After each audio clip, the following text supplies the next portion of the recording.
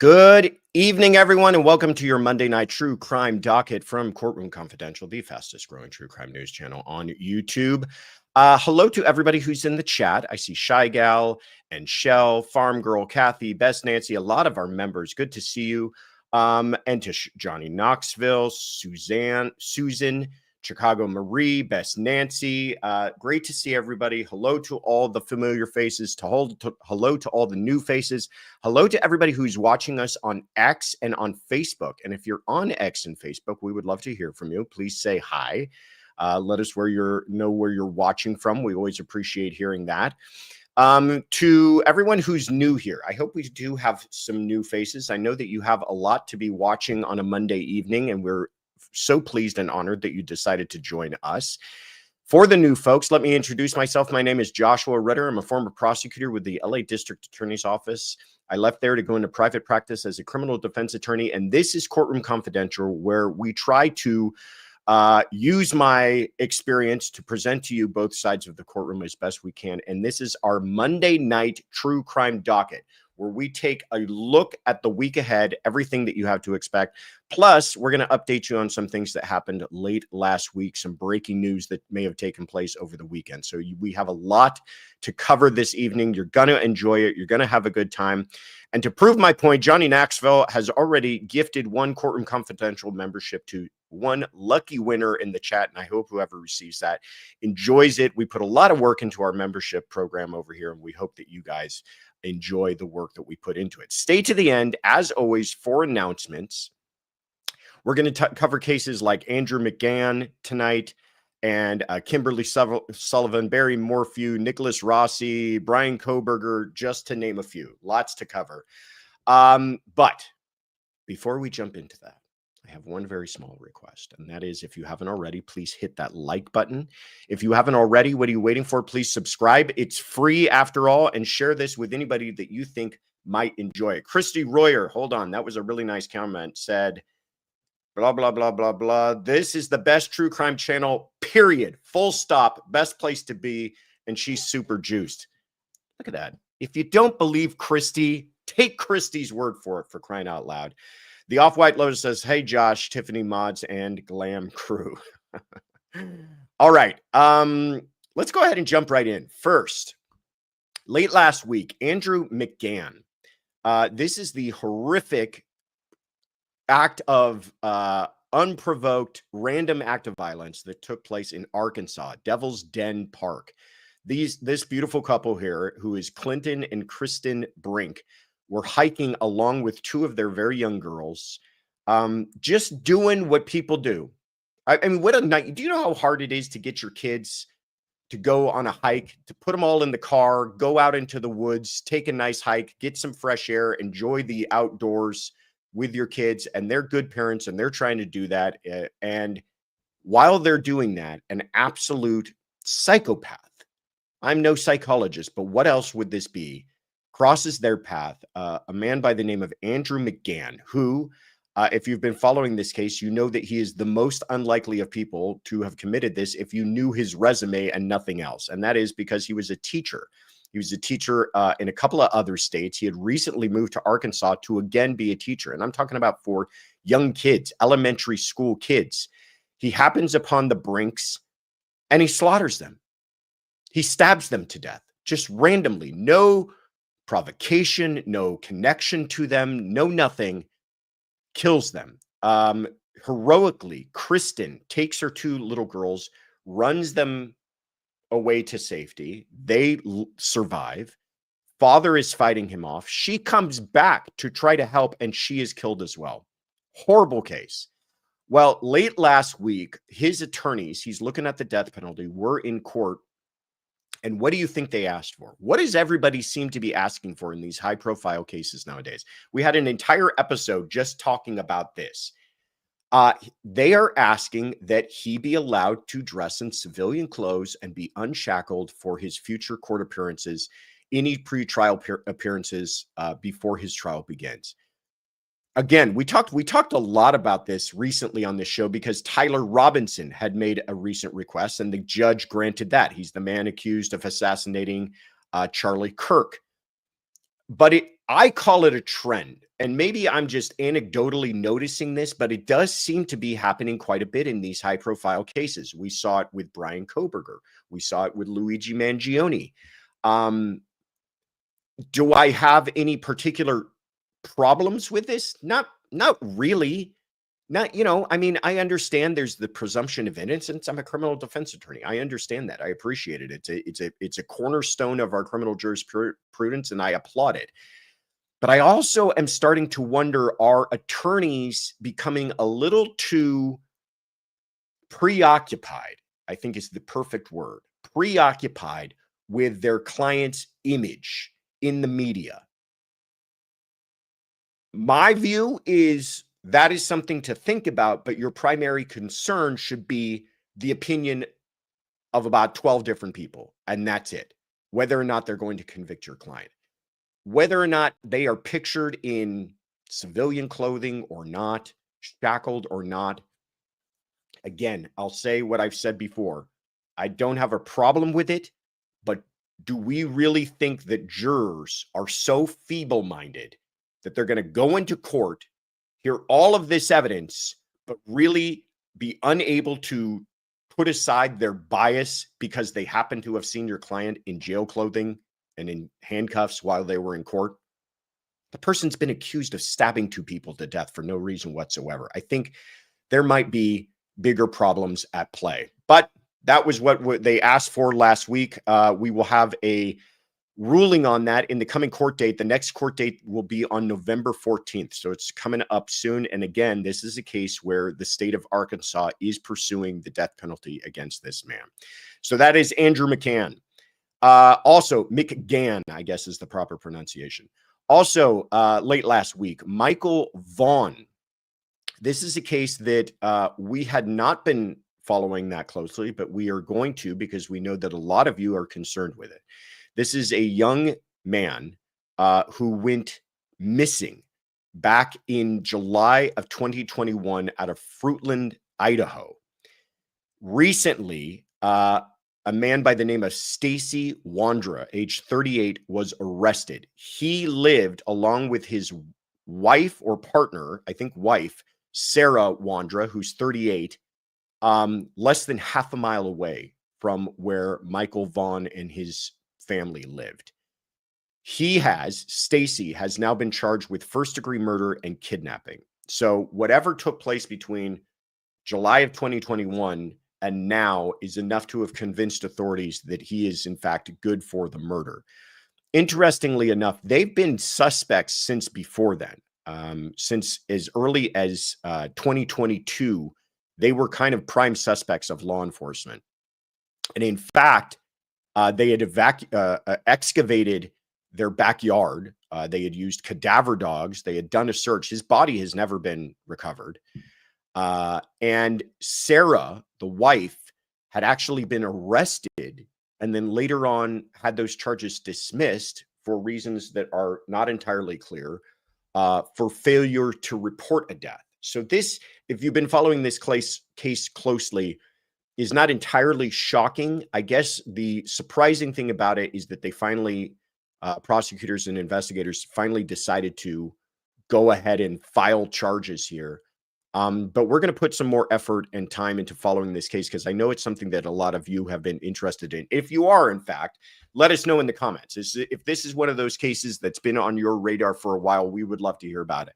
A lot of the cases, I will tell you, that we follow on this channel is based upon your feedback. We try to keep our finger to the pulse of true crime and what's going on, but sometimes we miss stuff, and sometimes things don't make our radar, but they do on yours. And if there are cases out there that you would like us to know about, then please let us know. And this is one of those cases that we decided to go ahead and put some effort into covering for all of you, because it is a case that's tragic.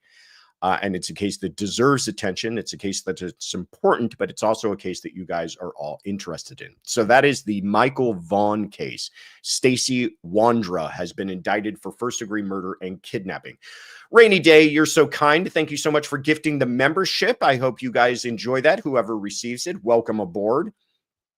Also last week, Kimberly Sullivan. This is a case we have been following very closely. She was in court along with her attorney, Yanis Kaloidis. Sounds like a strong Greek name. This is the woman who is accused of decades of abuse against her stepson, who has only been described in court documents by the initial S. This took place out of Connecticut. February 17th of 2025, a fire was started at that home. And the reason for that is that this man, who is now 32 years old, I would call him a young man, but he's in fact a full-fledged adult at 32 years old, had actually started the fire because he had said to investigators once he was finally rescued that he had been held captive by Kimberly for over 20 years, essentially since he was the age of 11 years old. The reports are that at the time he was rescued, he weighed 68 pounds. He was a 5'10", I think he was, weighing 68 pounds, a 32-year-old man weighing 68 pounds, near death. And that's how he felt, according to what he told investigators, that this was it. This was it. He was either going to get rescued or die in that fire, but he could not live another day under these conditions. And you're seeing some of the photographs here of what it was like inside of that home. It's an absolute, house of horrors, literally. And he was just being systematically tortured and starved to death. So he finally decided to rescue himself because nobody was coming for him. And that's the other part of the story that not only boggles my mind, but also frustrates me tremendously, that you're telling me law enforcement, child protective services, family members, no one's going, hey, didn't an 11-year-old kid used to live at that? Whatever happened to that kid? It's been a while since we've seen him. I know that house is still occupied. I know somebody's still living there. Apparently, Child and Protective Family Services had been out there on one occasion, and nobody's following up on that file. Kids not showing up to school. How about is truancy still a thing? I mean, it just amazes me. He basically could have been dead for 20 plus years with the amount of checking up that law enforcement and Child Protective Services did on this case. Well, this was back in court because the attorney, Kaloidis, has been asking for some time medical documents. Big part of this case is obviously going to become the medical condition of the victim.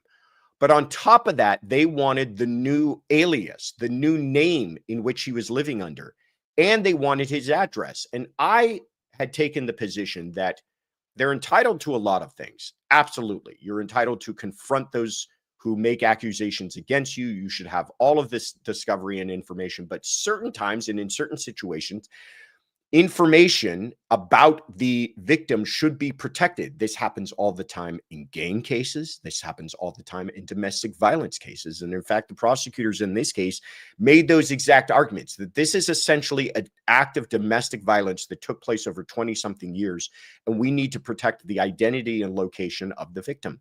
Judge didn't go for it. Judge is going to, under a protective order, order that information be revealed to the defense. So they will know his new name. What they need that for, I don't know. And they will know where he is, his location. And what they need that for, I don't know either. But I will tell you, this, I hope and I pray, is not true, but this could turn out to be a real bad decision by this judge if something ends up happening. Because that person, S, the stepson, is in real fear, and he absolutely should be. But we'll see. Now, the only other thing I'll share that we knew about this is the judge is at least taking some precautions when it comes to the medical records, and that those are not entirely going to be turned over, but they're going to be viewed only in the offices of the defense attorneys. Again, I'm a defense attorney. I applaud their efforts. Defend your client with all zealousness. I also think judges should put as one of their primary concerns protecting the safety of victims, and that doesn't just mean physical safety. It could also mean their emotional safety. If this person is now going to be in further anxiety and fear, knowing that his new assumed name and location are in the hands of the very person that he was nearly willing to die for to escape from. So there's that case. Took place late last week. Also, today, there's two ongoing trials that we wanted to update you on. First is the Abigail Zwerner case.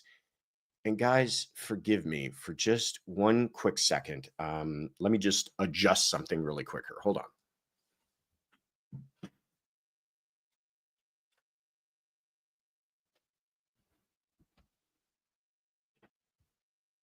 All right. Sorry about that. Technical difficulties, but we all got it. We got it taken care of on the fly.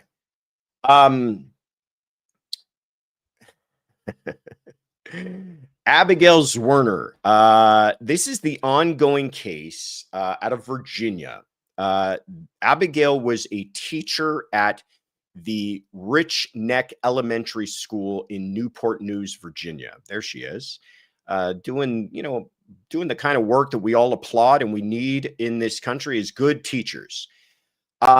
January 6th of 2023, a 6-year-old boy brings a handgun to school. And she is, according to the allegations and her own testimony, warned about this by several other students. Hey, 6-year-old, whatever his name, has a gun. She goes to the assistant principal, a woman by the name of Ebony Parker, and tells her about it. And the allegations are that Miss Parker does nothing. And also, I think the allegations are that she doesn't give her the authority to search the young man's backpack. Well, to everyone's nightmarish expectations, but should be to no one's real shock, he ends up pulling the gun, and he pulls the gun on the teacher and he shoots her, and she actually gets shot through the hand and it lodges inside of her chest. It's still there. Doctors can't remove the bullet because they're worried that removing it could endanger her life. So she's walking around with a bullet inside of her. Think about that. When you're talking about civil cases, think about the emotional costs that person is going through, because they try to then have that add up to a dollar amount. She's asking for no small sum here. She's asking for $40 million. This was a lawsuit against the school and the district. They have been released from the case for reasons that I'm not entirely clear, because I'm not a civil attorney, but I follow this case because it's also got a criminal aspect to it, because Ebony Parker is also looking at 8 felony charges related to child abuse for this same case. Interestingly enough, this is one of those rare circumstances, and we talked about this on last Sunday Fun Day, which was yesterday, and my mind is so warped, it seems like it was longer ago. It's just yesterday we were talking about it, because the civil case in this matter is preceding the criminal case, which you don't see all that often. And there's kind of some attendant Fifth Amendment issues. You can learn more about that if you watch our Sunday Fun Day. But the only defendant who remains standing is Ebony Parker. Now you're saying to yourself, how in the world is she going to pay up $40 million? Well, there's actually a defense fund through the district, which will end up paying if there is a judgment in this case. So that's an ongoing trial. We don't cover a lot of civil trials here, but like I said, I'm interested in this for all of the other ramifications. And here's my thoughts on this thing. I am all for this lawsuit. We talk so much about what can be done. What can we do? How can we stop these shootings? How can we stop gun violence? What are we going to do about this epidemic of school shootings? Well, you would hope that at the very minimum, if a teacher says, hey, I'm worried, I hear that a student is armed, not a general threat, not I'm concerned about his behavior, he seems agitated. I am told specifically a student is armed with a weapon, with a gun. We need to do something about this, and nobody does anything about it.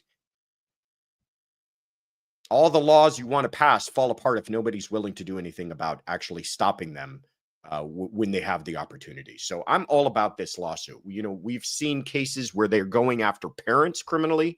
The Crumbleys are sitting in prison right now for doing, I think, if not the same, maybe even less than what Ebony Parker failed to do. And so where's the difference here to me? So go ahead, have the lawsuit, have the criminal charges. We'll see how this all plays out, but that case is ongoing. Also ongoing is the case of Matthew Pahl. This is a case that, again, I know a lot of you are following. If there's any Grizzlies in the chat, let me hear it. Gisela has been following this case very closely. I actually went on her channel for like a noontime break to talk a little bit about this fascinating case, a no body case. Matthew Pahl, ongoing trial, is accused of murdering his partner, Stephanie Pavlons. She was last seen August 23rd, 2022. She was later found in a very, there's all the bears in the chat, in a very advanced state of decomposition. And to the point that the medical examiner cannot determine the cause and manner of death. But here's the evidence that they do have. They do have evidence that she was in they were in a 20-year relationship together, that she went missing, and for several days he did not report her missing. Suspicious. He was last seen with her, and then today we had testimony regarding digital evidence. And here's some of the things that they recovered. First of all, on his digital devices, he was searching for things like dead body found by construction crew, and this was before she had been discovered. You know, like you do, like things you randomly Google. He apparently had started using a police scanner. You know, no suspicion there, like you do. You just start all of a sudden being very concerned with police activity in your area. Also, there had been 380 deleted messages on her phone. So you can obviously connect the circumstantial dots here. He'd also been searching for obituary listings. He's trying to figure out if people have discovered her. I mean, there's the clear connection that can be drawn there, the clear conclusion that can be drawn here. When we're talking about circumstantial evidence, we're always talking about evidence that you have to draw one step further to make a conclusion from it. Well, the evidence is he was making these searches. The evidence is he was using a police scanner. What is the one step we have to go? Is that is a person who's concerned with, are people going to find her body? Circumstantial case, no body case, always difficult for prosecutor, or not, pardon me, not a no body case, but a case where they have a body, but no forensic value can really be pulled from it because of the advanced state of decomposition. So the prosecution certainly has their hands full, but it does sound like they have a strong circumstantial case, and we will continue to keep you updated on that. But if you want to follow it closely, go over to Gisela's channel, Grizzly True Crime, and you can follow it there. And if you do, send her some juice boxes so that she knows we send our love her way. Trey Morrissey, thank you so much for the super chat. Says, congratulations on that World Series win. Better late than never. Oh, Trey, thank you so much for bringing up something that I was just not even going to mention, but I have been in a fantastic mood for the last few days, after having probably lost a few years of my life over the last a week or so. I think my hair got even a little grayer, if that's possible. What a series that was, though. It's one for the history books. I mean, if you're even a casual fan of baseball, that is probably one of the best World Series that might have taken place in our lifetimes. 7 games doesn't happen. 7 games, extra innings in the 7th game, come from behind, win. Come on. I mean, I'm juiced about it, and I'm only psyched because of who won. But I think I would be adult enough to admit it was a heck of a series, regardless of how it turned out. Big love to the Blue Jays, by the way, and all their fans. They are a hell of a team, and that was a hell of a series. And if you haven't watched it, go back and watch it. What was that? What do you ask? Have I gone back and actually watched the last game again? I don't have that kind of time. Tiffany will tell you I don't have that kind of time to sit there and watch the 9th and 11th innings from a game that already took place. Come on now. Anyhow, that is the Matthew Pahl case. Now, today, Barry Morphew was in court, and this is a case we've been following very closely, and a case that we intend to follow very closely, but we may be frustrated in our efforts, and I'm very upset about what's happening in this case. This is, of course, Barry Morphew, who's accused of murdering his wife, Suzanne Morphew. This took place in Maysville, Colorado, back in May 10th of 2020 was when she was last seen. Her body was missing for a long period of time. Police trying to figure it out. They don't make an arrest until 2021 when they arrest Barry. They're about to head to trial in 2022, and they dismiss the charges. There was some shenanigans with discovery, shall we say, but also I just don't think they had a strong case. Well, that was probably the best decision they ever made, because by 2023, her remains are discovered in Moffat, Colorado. I'm probably pronouncing that poorly. If I am, let me know. I'm happy to learn. And what do they find? They find that she had in the marrow of her bones, literally. This to me is so kind of Shakespearean in its nature. Her bones literally cry out from the grave to help them solve this murder, because they find this. Should I try? Butorphanol, azaperone, medetomidine. Perfect. First try. Or BAM, which is a tranquilizer, which is an animal tranquilizer, which is incredibly rare animal tranquilizer that, in fact, the only person in the entire state of Colorado that had access to this is a man by the name of Barry Morphew. And he's got it in his house, and he says that he used it because he's involved in deer farming. And they say, well, yeah, maybe some deer farming, but it also looks like you may have used it on your now deceased wife.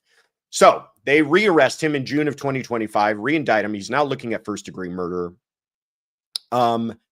He's out on bail, and that might be why this thing is taking forever to go to trial, because they've continued it now once again. The next court date is January 12th. The judge has at least said no further continuances. So it looks like on January 12th, we're going to get ourselves an actual trial date. But the reason I'm very frustrated with this is that this judge here, Judge Amanda Hopkins, became hopping mad. Hopkins became hopping mad over a YouTubers who had live streamed one of the court hearings. So in Colorado, it's bizarre. They have this law that is supposed to promote the free and transparent access to the court system. But as part of that same law, though you can apply to view a stream of the court system, part of that law restricts that stream from being quote unquote broadcast, which includes YouTubers, myself being one of them, from putting that on their channels and allowing not just one person to watch it, but thousands of people to watch it. A YouTuber had done that, and the judge was hopping mad because there were some comments being made on that video. What does the YouTuber have to do with the comments? You know what I mean? Like, how is the YouTuber going to control what people say? But because of that, the judge has decided to shut down access. So it's only going to be to quote unquote credentialed media who will get access to the stream, and they cannot broadcast it. They can only report on what they saw. So there you have it. It bothers me. Everybody's yelling at me to answer questions. All right, let me answer some questions here.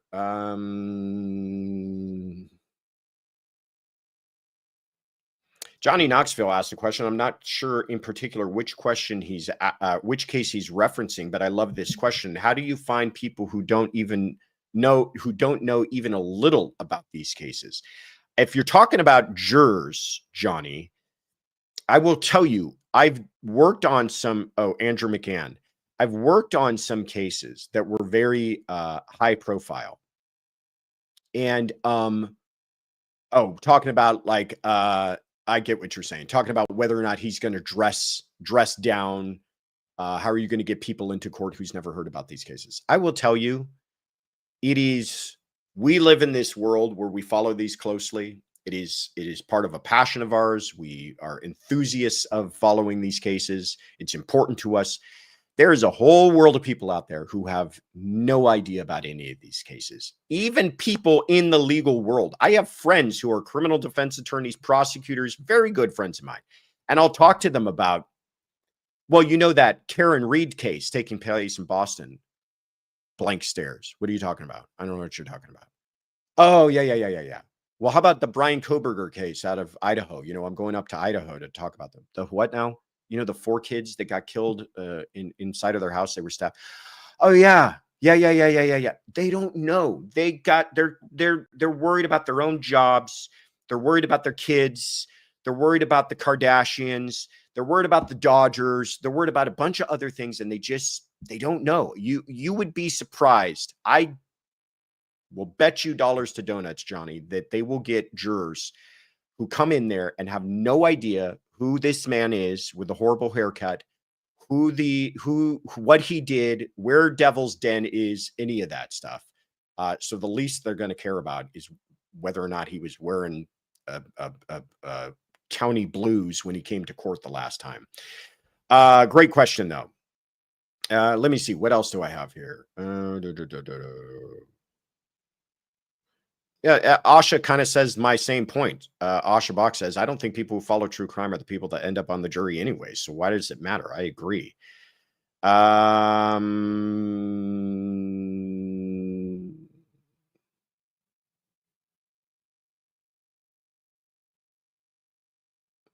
Oh, this is a good one. Susan says, exigent circumstances for the search, talking about the search of the backpack in the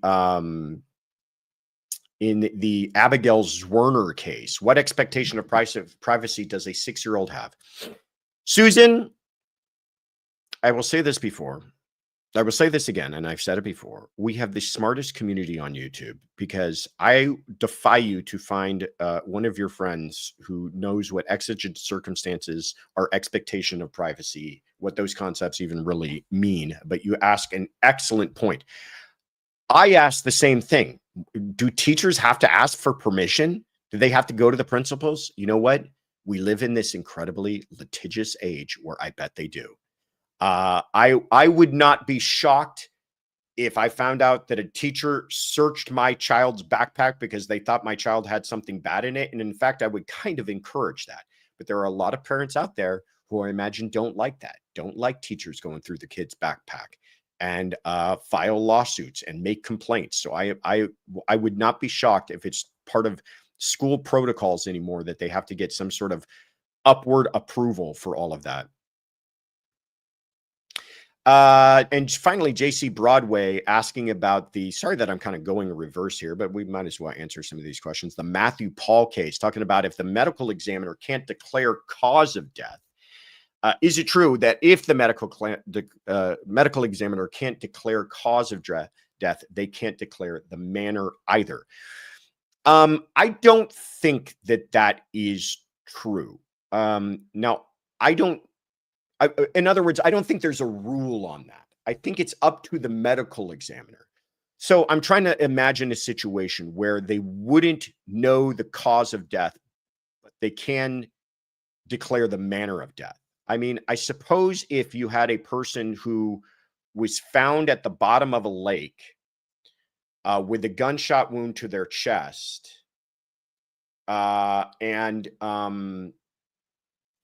other signs of blunt force trauma, you might have trouble determining cause of death. Was it drowning? Was it the gunshot wound? Was it blunt force trauma?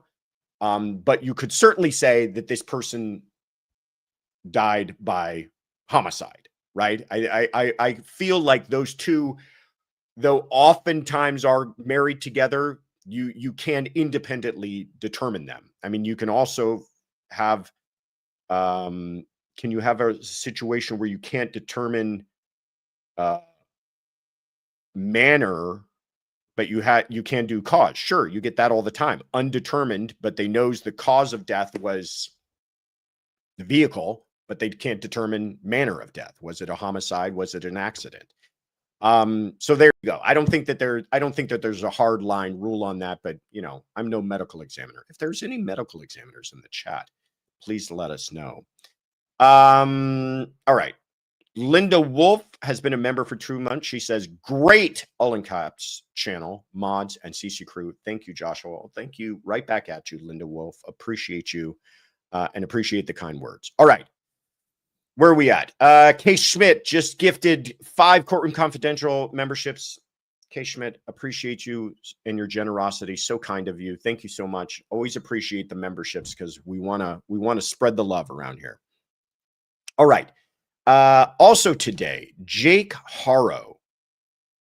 Talk about sad cases. Jake Haro is the father of Emmanuel Haro, who was 7 months old when he went missing and is now obviously presumed and believed to be dead. Young boy, you know, 7 months old. You're barely saying words, if at all. You're barely walking, you know, if at all. Obviously not walking, I think. Just a baby who hadn't even had a chance and lived what sounds like a horrible life. That 7 months sounds like it might have been torture. So he goes missing August 14th of 2025 in Yucaipa, California. The parents go on a press conference tour saying that the kid was kidnapped. I think we all started to suspect that was not true. The parents then stopped cooperating. Jake and Rebecca are the parents. And then they're indicted for murder. And Jake, shockingly, pleads guilty, pleads open to the court, doesn't do a plea deal with the prosecution, doesn't look to be cooperating, goes to the judge and says, Your Honor, I want to plead to everything and I want to be sentenced by you. So today he was sentenced. The judge gave him 25 to life for the murder, plus 6 years and 8 months for the other crimes involved. All of that's going to run consecutive. He's looking at over 30 years in prison before he'll even be eligible for parole, and maybe he won't even be paroled at all. It's a life sentence with an eligibility floor on it. And again, no discussion of where the baby is. The only person who spoke today during the sentencing was the maternal grandmother. So in other words, mom, Rebecca's mother, her name is Mary Boschhausen, spoke. And again, no discussion about where's the baby. I'm kind of curious as to why we're ending up, you know, at one point there was reports about him being with investigators out in kind of a secluded area along with search dogs, and that he may have been trying to tell them where they were. Never found him though. Haven't found the baby. Still haven't found the baby. Also interesting wrinkle in all of this is that mom, Rebecca, still has not pled. She's headed toward trial. She's got a pretrial hearing coming up. I don't know how that's all going to work out. Now, the next thing might be, can they subpoena Jake to testify against her? And what kind of Fifth Amendment issues might that incur? This case is not turning out how I would have imagined. A lot of interesting twists and turns in this very shocking and nightmarish case. No one said anything about where Emmanuel is. I don't get it, says Best Nancy. I don't get it either. And I also don't get why, knowing that that is an incredibly crucial piece of evidence, just from a strategic point of view for his attorneys, why aren't they advising him, hey, at least tell them where the body is, and that might do something with the judge. I mean, the judge could have at least sentenced him to concurrent time so that he'd only be looking at 25 to life rather than 30 odd years to life. I don't know. Really sad case. Breaks my heart. Beautiful little baby boy. Cody in Tennessee has been a member for 3 months, everybody. Congratulations, Cody. Best Monday Night True Crime Live. FYI, another big case out of Idaho, missing kid for years, and they just arrested a guy for murder. I think we talked about that. Are you talking about the where is it here? The Michael Vaughan case, Cody? I think that's what you're talking about. That was out of Idaho. If I'm right, let me know, Cody. If there's another one, let me know. Court Lurker has been a member for 4 months. Congrats, Court Lurker. Love to the CC crew, mods, and confidential Grizzlies. Margaret Lines has been a member for 3 months. Love to keep up on Morphew and Maya. I'm going to say this wrong. Millier, right? Millier cases. No, wrong. Kaylin's judging me so much right now. Milliette case. Is that right? Okay. We are following that one, by the way. And to everybody who's here that maybe is new and not a subscriber, I'm going to go ahead and give you a quick minute while I take a sip of coffee to go ahead and subscribe if you'd like. Or better yet, do like CC Grizzly, become a YouTube member. Is that a combo of Courtroom Confidential and Grizzlies? Is this like the love child? I love that. CC Grizzly became a YouTube member. Welcome aboard, CC Grizzly. Everybody send CC Grizzly some love. All right. Let me check the questions again, make sure I'm keeping up with everybody so I don't get yelled at. Whenever we end these lives, I just get yelled at by Tiffany and Kaylin for like a good 10 minutes about everything I missed doing. Rich Auntie says, why didn't the prosecutor require him to give the baby's location? Because the prosecutor wasn't a part of it. Rich Auntie, that's the part that's so shocking. The prosecutor probably would have required it, but the prosecutor, they went over the prosecutor or around the prosecutor, however you want to view it. You can ask for what's called an open plea to the judge. A plea negotiation is something between the defense and the prosecution. But if that breaks down, the defense can always go to the judge and say, Your Honor, what do you want to give us? We're not dealing with the prosecutor anymore. What will you give the defendant? And that's what happened here. He took a plea and he got sentenced to whatever the judge was going to give him. And that's why it's so shocking to me, because he didn't get any benefit. Had he dealt with the prosecution and maybe agreed to testify against Rebecca and maybe gave the baby's location, maybe he'd be looking at a second-degree murder. But he didn't do any of that. He went right around everybody, went straight to the judge, and that's why it's just, I don't get it. Was it just complete guilt? I don't know. No idea. But great question, Rich Auntie. Okay. Let's keep it rolling here. Where are we at? Nicholas Rossi, this piece of work. He is back in court on Tuesday, tomorrow. This is the guy out of Utah. He committed 2 rapes, and I can say that now because he's been convicted of both of them in Utah back in 2008. He takes off. It takes him 10 years to get a hit on the assault kits that had been done on that. And by then, he had already fled to Scotland and assumed a new identity, calling himself Arthur Knight, and telling everyone that he's an Irish orphan living in Scotland. He's finally found because he had to admit himself to a hospital during COVID, and they're able to identify him through DNA, but also he's got some fairly distinct tattoos. And they're like, no, you're not Arthur Knight, Irish orphan living in Scotland. You were, in fact, Nicholas Rossi, accused rapist from Utah. And they haul his butt back to the States. He's convicted for both crimes. They took place in different counties in Utah, so separate trials and convictions. He was already sentenced in on one of them for 5 to life. They have a bizarre sentencing scheme in Utah. It's kind of left up to the Department of Corrections there more than it is to the judge. And now tomorrow he will be sentenced on the other conviction and probably going to receive the same thing, is my guess, 5 to life. It's just, I'm so used to hearing numbers in these types of cases of like 35 years to life. So when you hear 5, you start to think to yourself, are you really telling me this person could be out in 5 years? I suppose, but it's up to the Department of Prisons there in Utah. And my understanding is that when you speak to attorneys who practice in that area, they're saying, no, this guy's not getting out for a very, very long time. So that is happening tomorrow, if you guys are all interested, and we'll update you on that later in the week. Then on Wednesday, we have Courtney Clenney.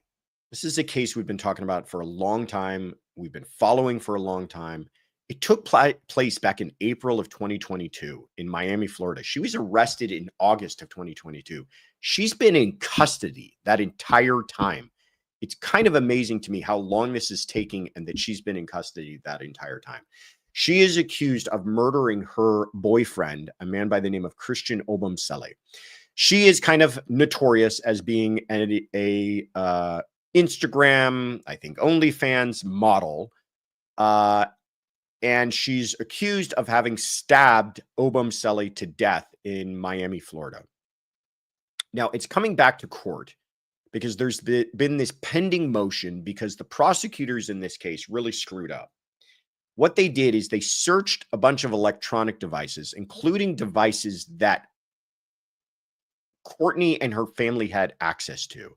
And they accessed a bunch of communications, including apparently like a text chain or a email chain that had been entitled Courtney's team or something like that. Like it's something so obvious that it's not that what prosecutors should be looking at. Whenever prosecutors are starting to search files, you know, and I'm talking about even paper files, but files, electronic devices, and there's the chance that they could stumble upon privileged information, attorney-client type information. They should always have what's called a dirty team and a clean team. Dirty team, sometimes you even get what's called a special master, like an independent body assigned to do this. And they go through everything and they make sure here's everything that is unprivileged. That goes to the clean team. Everything that is privileged or we believe might be privileged, we're going to keep that with the quote unquote dirty team. And they might bring that to the judge to have the judge make a final call on it. But the last thing you want is the prosecutors going through everything, and now they're all quote unquote tainted, and they've all become dirty. And that's what happened in this case. And the prosecutors got kicked off. Well, the defense has made great hay with all of this. And they've said, not only did you guys do that, but you looked at defense discussions. We want the entire DA's state's attorney's office kicked off of the case. And you've also committed a young blood violation.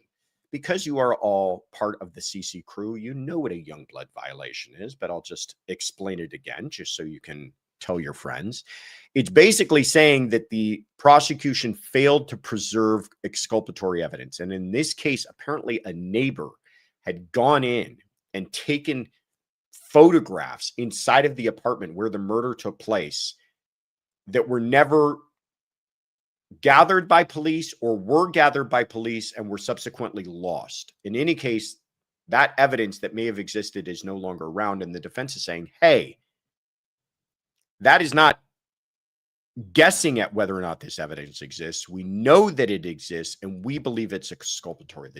I think the real decision is going to come down to the judge going, but is it really exculpatory? It may have been lost and that's unfortunate, but is it really exculpatory?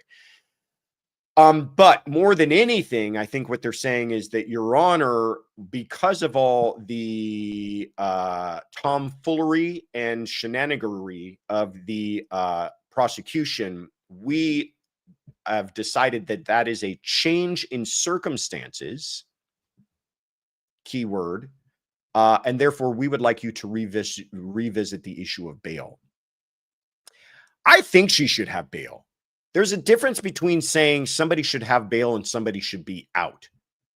When you say bail, she's accused of murder. Murder cases in California, it's $1 million bail. I don't see anything about this crime that makes it so extraordinary, so egregious, that she should be denied even the opportunity at bail. Set bail, make it high bail.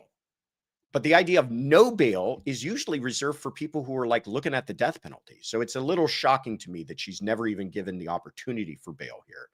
But she hasn't been. So her attorneys are saying, well, this is a change in circumstances, and we would like to revisit that issue. They're coming back Wednesday to argue that. And we will stay on top of it for all of you. JC Broadway says, can you imagine the tantrum she's been throwing while locked up? I can't imagine. She's a model prisoner. Oh, get it, everybody? Model prisoner. Very good. And to Tracy Morrissey, thank you so much for the coffees for the mods. Really appreciate it. Keep those mods awake. Keep those mods on their toes. All right, let's keep it rolling here.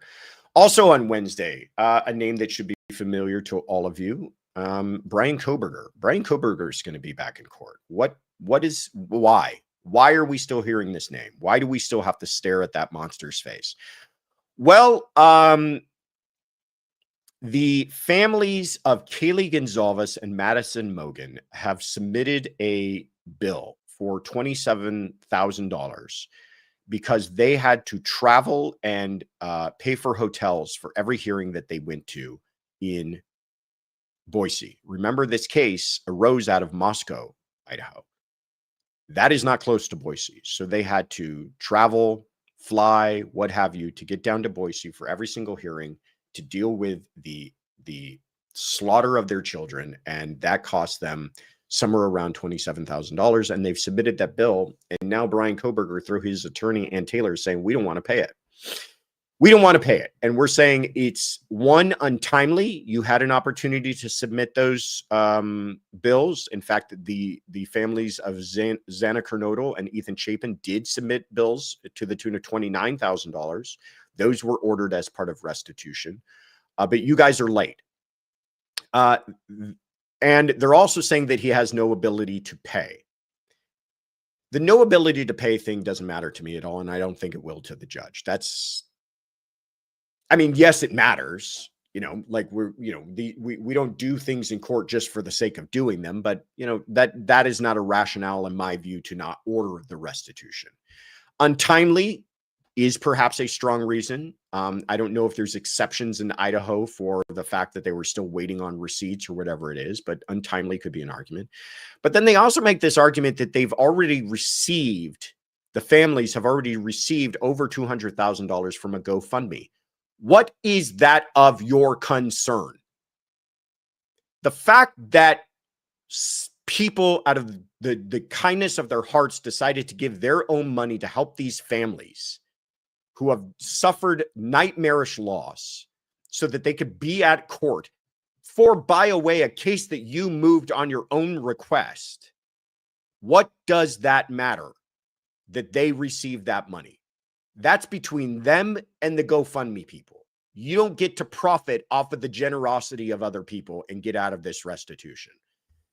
The other thing we're finding out is that the prosecution is firing back saying, oh, and by the way, you've got some money on your books too. So this whole inability to pay thing might not be all that real. Some people have put some money on your books. Who those people are, is undetermined, but maybe he isn't so poor as he's crying to be. Anyhow, this will be back in court on Wednesday. Well, because Bryan Kohberger is back in court, that means that Kevin Fixler is going to be back on Courtroom Confidential. So Wednesday evening, to help us walk through this entire hearing and what happened, we've already roped Kevin in. I actually had lunch with him today. So we're roping him in to be on our channel Wednesday night. So join us for that, and we'll walk through what took place during that whole hearing and some other things that have happened in this case. So been a lot of documents released. a lot of new information coming out. We're learning more about this case than we ever have known before now, obviously, and including there's some new pictures out there. There's a picture of the actual knife sheath. There it is, the one that was recovered from the scene. So a lot for us to cover with Kevin. Join us Wednesday night. We'll talk more of that about that at the end. But that's what's happening on Wednesday. On Thursday, busy week. I told you, didn't I warn you? Thursday, Jennifer Gledhill is going to be back in court. This is a case, really interesting one out of Utah. We followed this. We actually did an episode on this, and I want to invite you guys to check it out. It's up on our channel. It's there. It is. Off with their heads. That's not us being clickbaity. That's an actual quote from Jennifer Gledhill.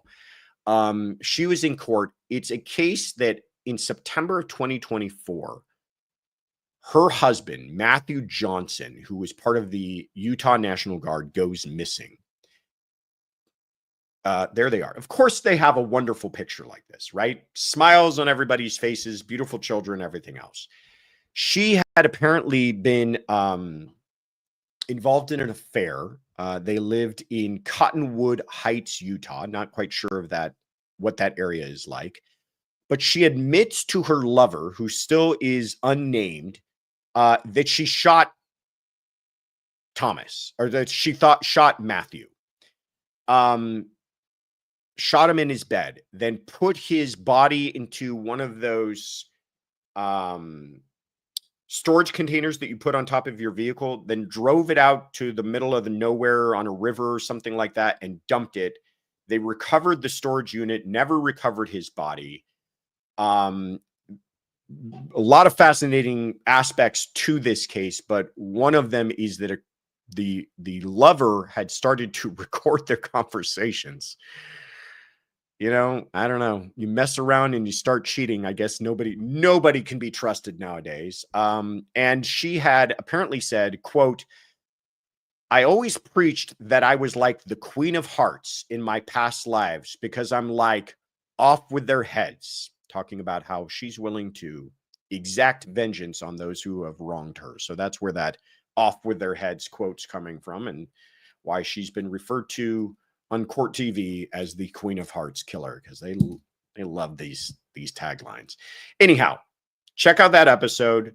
She'll be back in court on Thursday. It's a case we're going to be following closely, but it is kind of dragging along. Like I said, he went missing in 2024, and we will try to get you more updates on that as they happen. But that is the week ahead. I hope I didn't miss anything. Let me make sure I didn't miss any questions here. I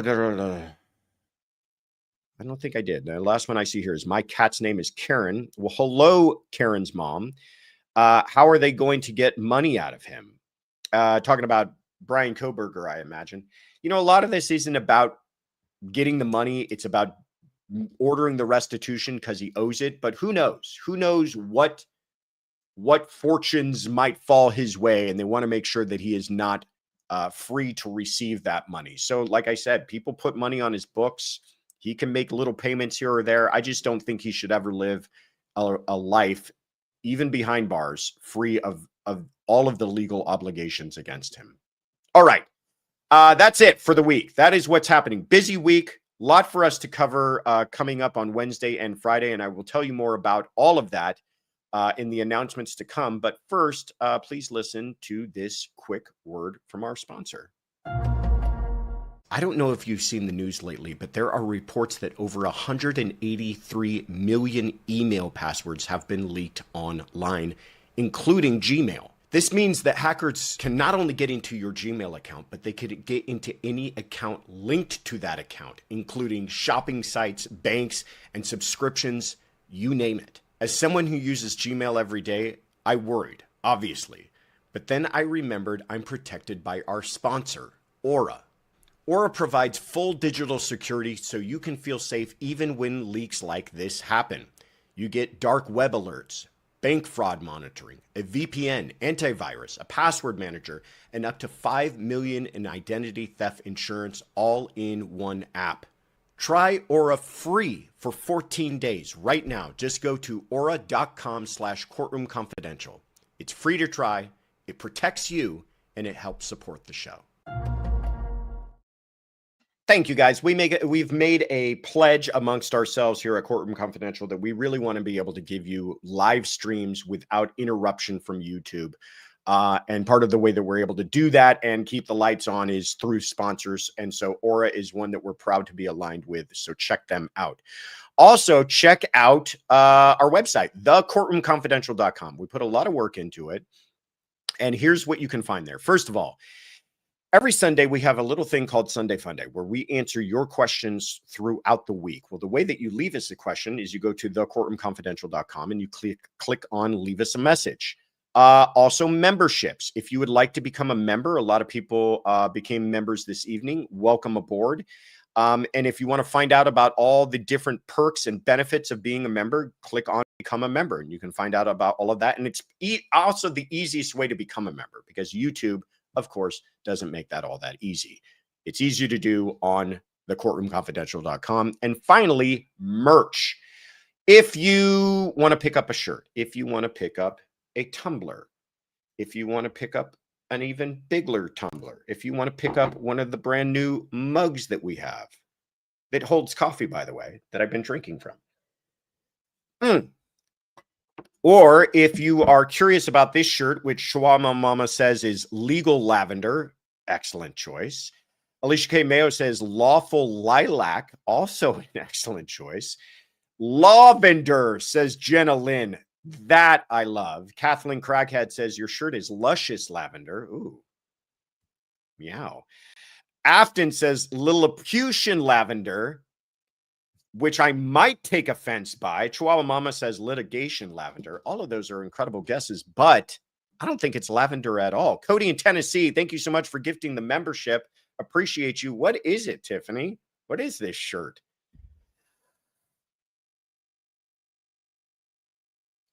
Lavender, where is she? Washed denim.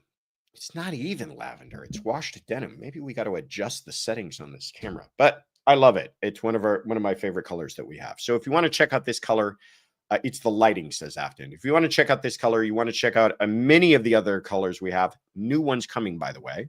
I don't know if I'm allowed to announce that, but I just did. Go to thecourtroomconfidential.com and click on the shop. What did you miss this weekend? Well, we had Sunday Funday, and we had a great time. We had questions from all over the globe, and we had questions about every case under the sun. There's Ellen Greenberg, Bryan Kohberger, Wendy Adelson. Ever heard of her? A lot to cover, and it was fun, and you guys should go check it out. It's also like one of those shows that we do that it's not so timely that it's like if you missed last week's, you missed it. You can go back last week and the weeks before because we're talking about old cases and new cases and different legal issues. Kaylin says, don't touch the camera setup. Kaylin, don't yell at me, please. I'm trying my best here. So check that out. Sunday Funday. Stay tuned. Like I said, Wednesday, Kevin Fixler is going to be on Wednesday evening for our Wednesday night live. We're going to be talking about Bryan Kohberger and other things, but I want to hear it straight from him about what's the latest with Bryan Kohberger. That'll be at 5 p.m. Pacific, 8 p.m. Eastern. Friday, we will have our live weekly roundup. So we've told you about everything that's going to happen this week. And then on Friday, we tell you about everything that did happen. We got you covered. We got you covered on both ends. You just sit tight, grab a snack, buckle up. We've got you covered. Come on, 60,000 subs, says Joy W. Yeah, where are we at here? We are so close we can taste it. So close. Just a few more. Tell your friends. Bug everybody who's got a YouTube account to go ahead and subscribe. And then we're back again for Sunday Funday at 9 a.m. Pacific, noon Eastern. Don't miss out.